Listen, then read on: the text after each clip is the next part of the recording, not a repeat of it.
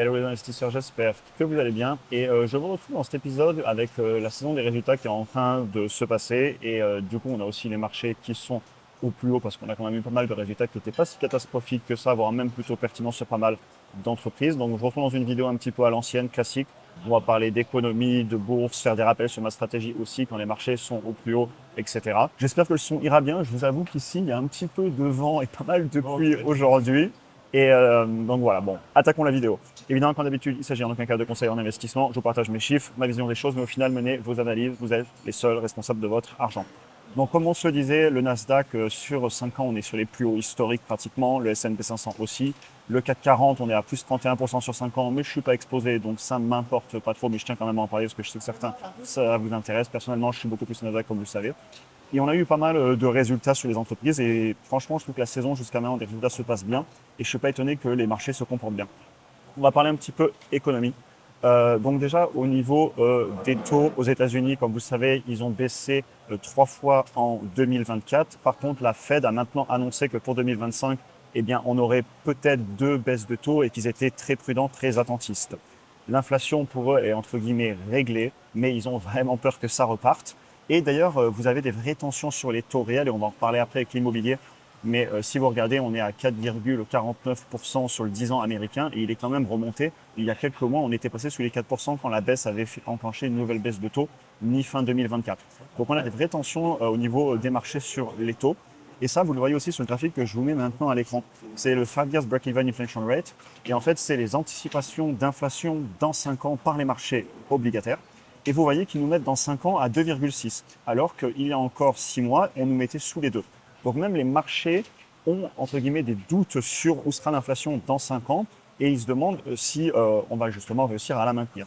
Vous connaissez mon avis, on va en parler après. Pour moi, c'est TINA, there is no alternative, et j'ai vraiment mon opinion sur où iront les taux sur le long terme du fait des déficits des États, etc. D'ailleurs, on va reparler des déficits, notamment avec les États-Unis et justement l'instabilité qu'on a avec le gouvernement qui est arrivé, ce qui peut aussi créer des opportunités sur les marchés. Mais juste avant ça, je voulais vous parler un petit peu de l'immobilier.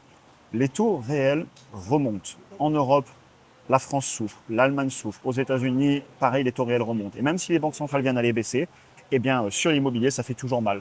Vous avez certainement vu passer dans les articles journaux les baisses à Paris, à Lyon, etc. En province, ça tient un petit peu mieux. Aux États-Unis, ici, à mon écran, vous avez le median sales price donc aux États-Unis et vous voyez que depuis un peu plus d'un an, eh bien, les prix des maisons sont quand même sur une tendance très légèrement baissière. Ça stagne presque avec une légère baisse. Donc, on ne va pas se mentir, clairement, même si les taux des banques centrales ont commencé à baisser, eh ben, ça ne se ressent pas du tout encore dans l'économie réelle, notamment au niveau de l'immobilier. Et en Europe, les taux baissent plus vite, la BCE a encore baissé les taux, mais avant que ces taux viennent se répandre dans le marché, ça va prendre plusieurs années. L'immobilier, ça bouge lentement.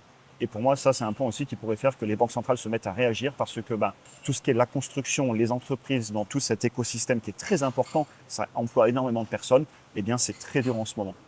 Et ça va nous amener à Montina et au fait que pour moi, je suis, en tout cas c'est mon avis que je vous partage ici, la direction sur les monnaies fiduciaires, ce qui va se passer sur les taux, pour moi, il n'y a pas grand doute là-dessus et là sur le long terme. Et ici, vous avez les déficits budgétaires des US, de la zone euro et des UK, donc le United Kingdom.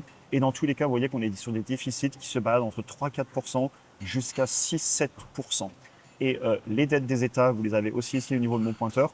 Et vous voyez qu'on est à chaque fois sur les États qui sont en train de s'endetter de pratiquement de façon permanente depuis plus de 20-25 ans.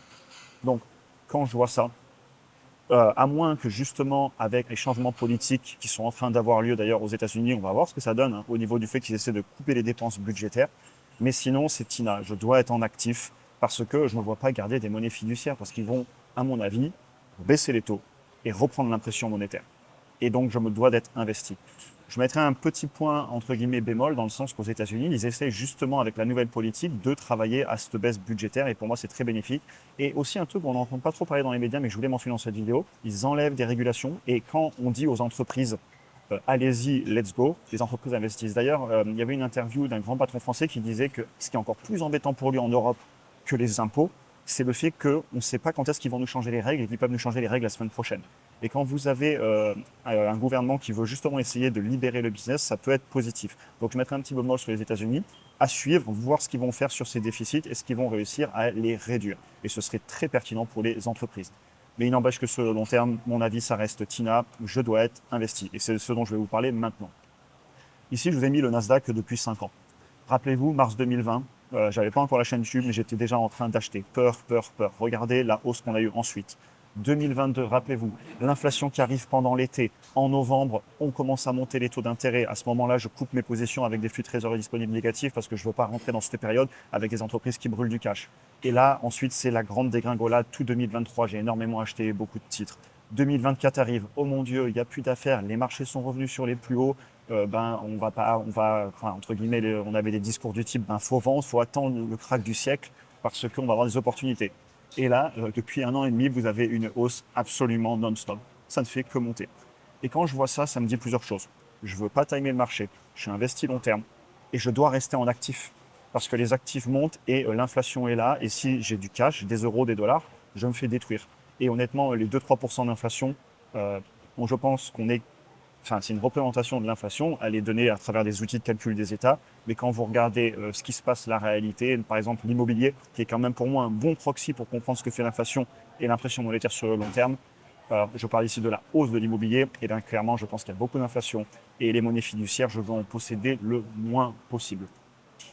Je voulais aussi vous parler un petit peu des indices. Là, je vous ai mis la liste du S&P 500, et justement, on vient de regarder juste avant que les indices étaient pratiquement sur les plus hauts. Mais personnellement, quand je regarde la liste du S&P 500 ou du Nasdaq, vous savez que j'apprécie particulièrement le Nasdaq, quand je vois les top entreprises, et j'en parle souvent des Apple, des Nvidia, Microsoft, Amazon, j'ai encore fait une vidéo il n'y a pas longtemps dessus, Google aussi, Tesla, etc. Et bien, ce n'est pas forcément les entreprises qui m'inquiètent le plus. Certes, vous avez des valorisations qui sont peut-être un petit peu élevées sur Apple, sur Microsoft, sur Amazon, je ne suis même pas choqué sur les valorisations, sur Google non plus, je ne suis pas spécialement choqué. Et quand je descends dans la liste, vous voyez ici, je commence à voir du Walmart, Visa, Mastercard, UNH, donc les assurances, du Exxon, du pétrole. C'est pas des entreprises qui me rassurent autant que ce que entre guillemets, je peux être confiant sur un Amazon, sur un Google ou un Tesla. Donc non, pas le choix. Tina, je dois conserver mes actifs, mes actions individuelles et mes indices. Maintenant, on peut avoir de l'incertitude sur les marchés. Regardez le graphique que je vous mets ici. C'est normal d'avoir tous les ans une baisse de moins 5 à moins 10% plusieurs fois par an.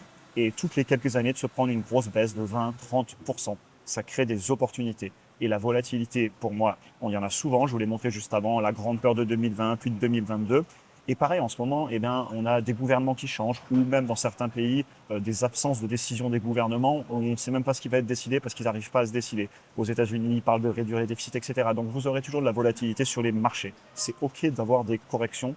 Et quand je vous fais ces vidéos, c'est tout autant pour moi que pour vous parce que je dois me rappeler en permanence que je ne dois pas être émotionnel, ou en tout cas, ne pas l'être, c'est impossible, mais l'être le moins possible et gérer tout ça. Et je voulais un peu finir la vidéo là-dessus, justement vous parler du rester rationnel, du méthodologie. Je répète souvent ces principes, je vous fais une vidéo comme ça tous les 2-3 mois. Et si je le fais, c'est aussi pour moi, pour m'améliorer, pour garder le cap, pour me convaincre que ce que je suis en train de faire, c'est la bonne chose. Je peux aussi être facilement convaincu en regardant la performance du portefeuille l'année dernière, en regardant le Nasdaq que je possède et la performance sur ces années. J'arrête pas en permanence, et c'est aussi pour ça que j'adore YouTube, de me convaincre que je fais la bonne chose et que j'ai ma stratégie. Ça me force à me concentrer sur la valeur ajoutée et ne pas essayer de rentrer, de sortir, de trader une action qui est un peu survalorisée, me dire bon, je vais la vendre pour attendre que ça baisse. Non, c'est pas grave. Même si l'action elle a fait 30% de plus que la valorisation que j'estime bonne en ce moment, je vais pas vendre. Elle est peut-être juste en train de pricer le futur maintenant. Donc au final, j'en reviens à ma stratégie. Trouver un business qui me plaît fondamentalement, ou des ETF, ou autre type d'investissement, l'immobilier, la crypto, etc. Je diversifie. Jamais tous les œufs dans le même panier. Mais au final, trouver ce qui me plaît fondamentalement, analyse qualitative, analyse quantitative, rationnelle, trouver des prix aujourd'hui à payer qui m'intéressent, et ensuite, j'ouvre une position et je la construis dans le temps, et je construis mon portefeuille, et je fais tout ce que je peux pour éviter les émotions. Les marchés sont au plus haut, et en même temps, sur le long terme, les marchés sont très souvent au plus haut parce que les marchés, ils ont tendance à monter parce que Tina, il n'y a pas d'alternative, les personnes investissent parce qu'ils voient bien ce qui est en train de se passer sur les monnaies, etc. On en a fini pour aujourd'hui, j'espère que la vidéo vous aura intéressé. Comme d'habitude, si vous souhaitez aller plus loin dans votre apprentissage en bourse, nous rejoindre dans le programme pour apprendre à mener des analyses et aussi avoir accès du coup à tous les modules de formation vidéo, mon portefeuille bourse et crypto, mes achats, mes ventes, les vidéos exclusives que je fais chaque semaine, mes séances de travail, etc. Pour ceux qui souhaitent nous rejoindre, aller plus loin dans leur apprentissage tout en soutenant la chaîne, premier lien en description. Un grand merci aux membres qui viennent de nous rejoindre la semaine dernière. Bienvenue à vous, merci pour votre confiance et c'est clairement aussi grâce à vous qu'on continue à faire du YouTube. La vidéo aura été assez longue, j'en reste là pour aujourd'hui. J'ai hâte de vous retrouver pour la prochaine. Je vous souhaite une excellente journée et à très vite.